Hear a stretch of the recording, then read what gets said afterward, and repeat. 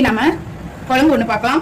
அதுக்கு தாளிச்சிடலாம். கடுகு வெடிக்கட்டும், ஜீரகம் சேர்த்துக்கலாம், சோம்பு கொஞ்சமாக சேர்த்துக்கலாம், கொஞ்சமாக வெந்தயம், மிளகு, கடலைப்பருப்பு, காஞ்ச மிளகாய், பச்சை மிளகாய், கருவேப்பிலை, சின்ன வெங்காயம், பூண்டு, இஞ்சி, கல் உப்பு சேர்த்துக்கலாம். நல்லா வதங்கட்டும். இப்போ தக்காளி 4 சேர்த்துக்கலாம். இது நல்லா வதக்கி விடலாம். இப்போ தக்காளி நல்லா வதங்கியிருக்கு. இந்த ஸ்டேஜில் நம்ம மாங்காய், ஒரு மாங்காய் சேர்த்துக்கலாம், ஒரு வாழைக்காய் சேர்த்துக்கலாம். நல்லா வேகட்டும்.